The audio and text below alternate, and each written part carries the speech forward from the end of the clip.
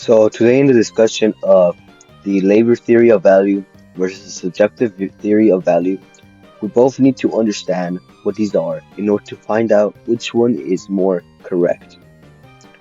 So the Marxian's labor theory of value suggests that the value of a commodity is determined by the amount of socially necessary labor time required to produce it.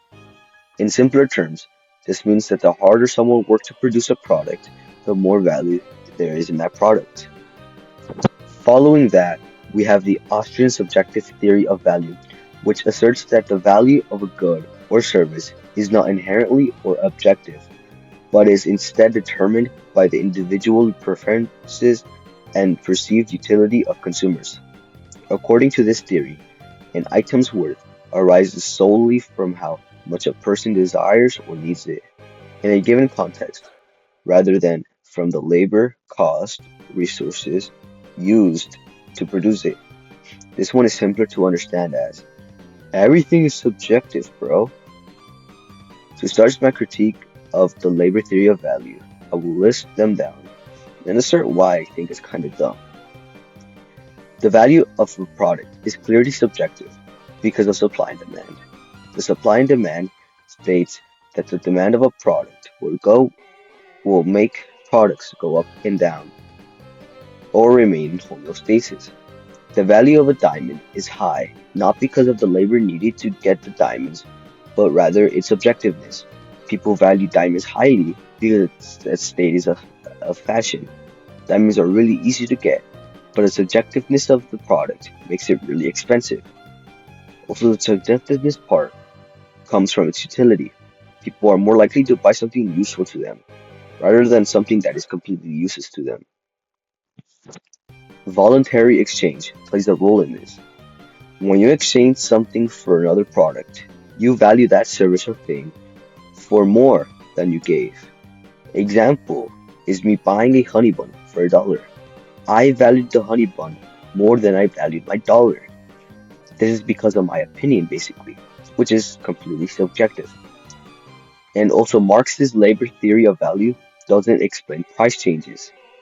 A few days ago, I was looking for cars to buy, and my focus was at a Ram 1500 Classic. So I hit up Facebook Marketplace. You know how people that want to buy cheap cars do. So I checked it out, and the MSRP is higher than the second-hand market. Why? Because the value of everything is subjective. The reason it is subjective is because people are more likely to buy something that is more perfect. You know, something that gives them more value. So if I were to smoke in a car 24 hours a day, and there was this other car that nobody had ever used, people are more likely to use the not used car because the value still stays the same. It's not used, there's nothing wrong with it.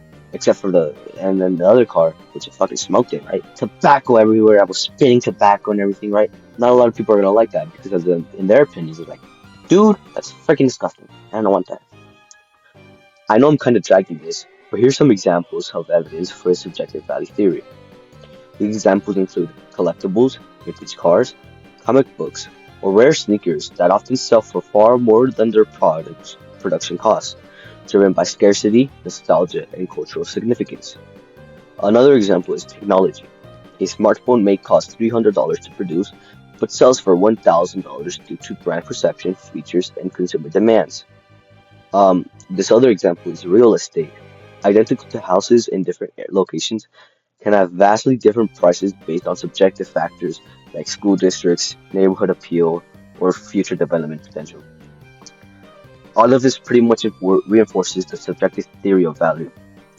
My second criticism of the labor theory of value is the skilled versus unskilled labor.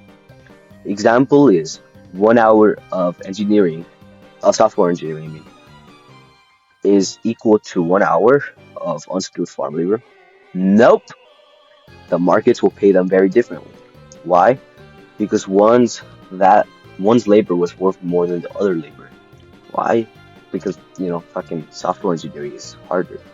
Not to say that farming is fucking hard, but in this day and age, technological advancements are more valued than farming, even though both are really good.